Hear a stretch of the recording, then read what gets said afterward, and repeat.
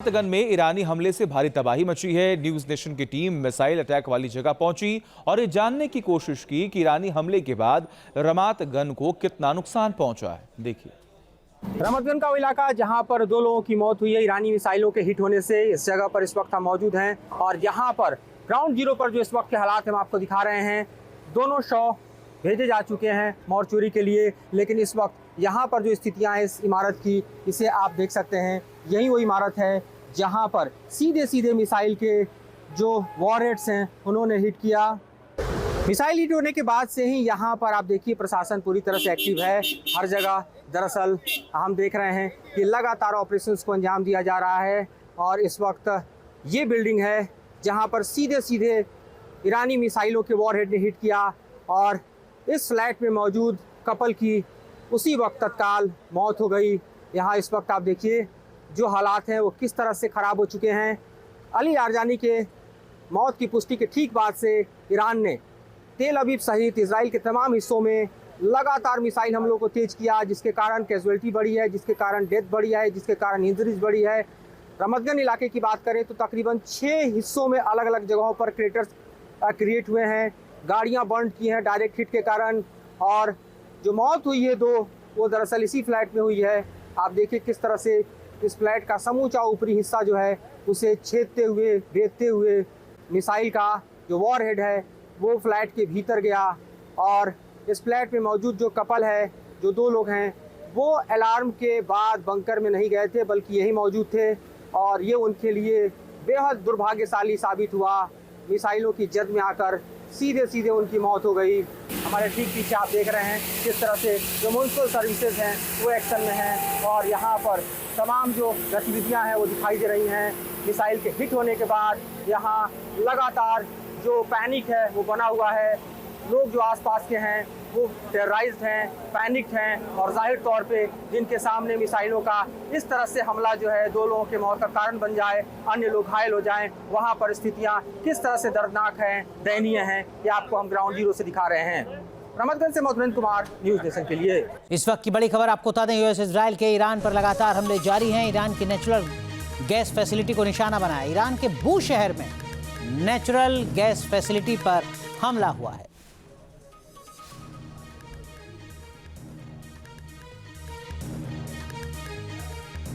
एक और बड़ी अपडेट, यूएस इजराइल के हमलों के बीच ईरान की 2 टूक। दुश्मन के सामने पूरी ताकत के साथ खड़े हैं, ये कहा ईरान ने। हमारी लीडरशिप पूरी ताकत से लड़ेगी, दुश्मनों की धमकियों हमले का सामना करेंगे, हम अपने आदर्शों से पीछे हटने वाले नहीं हैं। ये 2 टूक ईरान की तरफ से। तो इजराइल, अमेरिका और ईरान की ये जंग है, लेकिन इसका असर पूरे मिडिल ईस्ट पर हो रहा है। बड़ा सवाल ये कि क्या ये जंग मिडिल ईस्ट की तस्वीर बदल देगी? क्या जंग से कुछ मुल्कों का वजूद भी मिट सकता है? क्या ये युद्ध एक बड़े इलाके के भूगोल को बदल कर रख देगा? क्या मिडिल ईस्ट में नए सिरे से लकीर खींचने की तैयारी कर ली गई है? ऐसा क्यों कहा जा रहा है, समझिए इस रिपोर्ट में।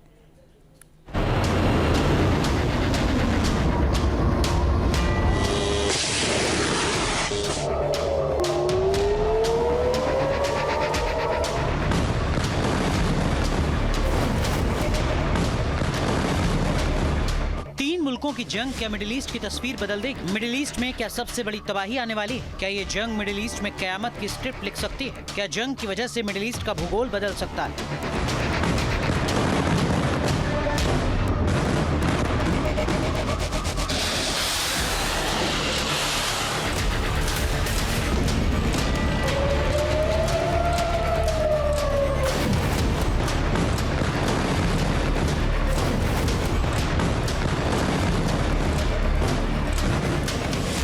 देशों के युद्ध से पूरे मिडिल ईस्ट में खलबली। 47 साल पहले इस्लामिक क्रांति के जरिए ईरान की सत्ता बदली थी। अब उस व्यवस्था को खत्म करने की कोशिश हो रही है। ईरान दबाव में है और उसके एक्शन से मिडिल ईस्ट के मुल्क चक्रव्यूह में फंसते जा रहे हैं। सवाल है कि क्या मिडिल ईस्ट में नई लकीर खींची जा रही है? क्या कुछ मिडिल ईस्ट मुल्कों का वजूद मिट सकता है?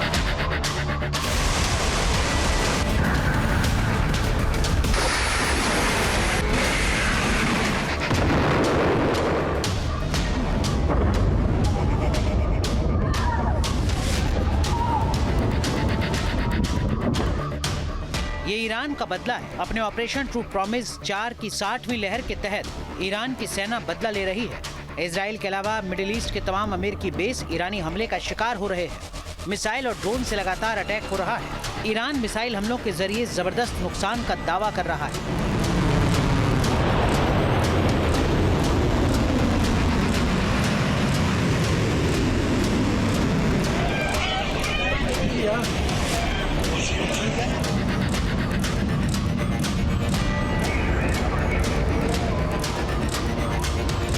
मिडिल ईस्ट में जिस मुल्क को सबसे ज्यादा ईरानी हमले से नुकसान झेलना पड़ रहा है वो है यूएई। दुबई पर हमले के जरिए ईरान ने बता दिया कि वो मिडिल ईस्ट का सबसे अमीर शहर हो सकता है, लेकिन महफूज नहीं। दुबई पर फिर अटैक हुआ है। ईरान के लगातार हमले से इस मुल्क की स्थिति बेहद खराब हो सकती है। अगर मिडिल ईस्ट अंतहीन युद्ध में उलझा तो यूएई के लिए मुसीबत बहुत बड़ी हो सकती है।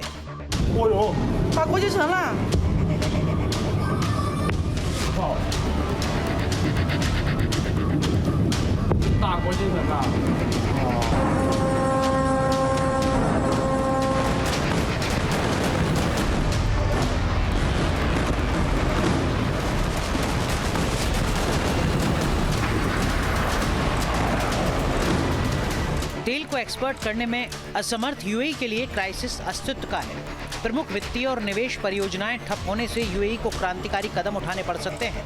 अस्तित्व बचाने के लिए यूएई को ओमान में फिर शामिल होने का विकल्प चुनना पड़ सकता है। यूएई कभी ओमान का हिस्सा था। 1971 से पहले यूएई को ट्रूसियल ओमान के नाम से जाना जाता था।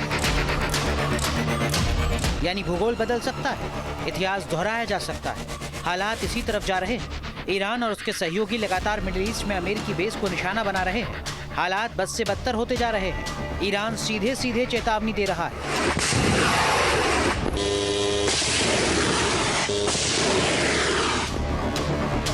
The facts on the ground have to change. If the Strait of Hormuz is going to open, the facts on the ground have to change. Iran and its allies, it's not just about Iran anymore.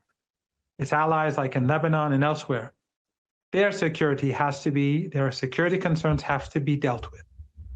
And we must be confident that the United States will not be able to do this again 6 months down the road, 1 year down the road.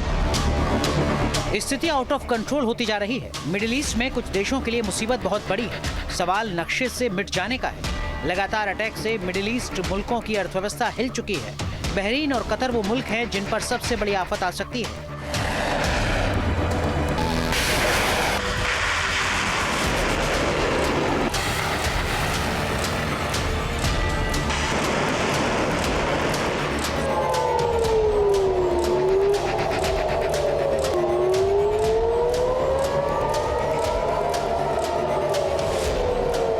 Bahrain और Qatar में Iran के attack की ये 2 तस्वीरें हैं। Iran के हमलों ने मुल्क की आर्थिक नींव को हिलाकर रख दिया है। अब उनके अस्तित्व पर संकट खड़ा हो सकता है।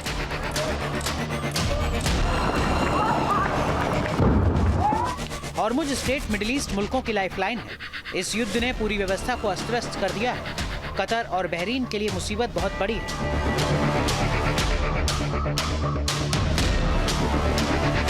कतर के लिए एलएनजी प्रोडक्शन का रुकना बहुत बड़ी त्रासदी है।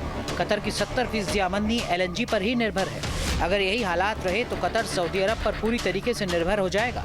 इसकी वजह से कतर सऊदी अरब में शामिल होने के लिए मजबूर हो सकता है।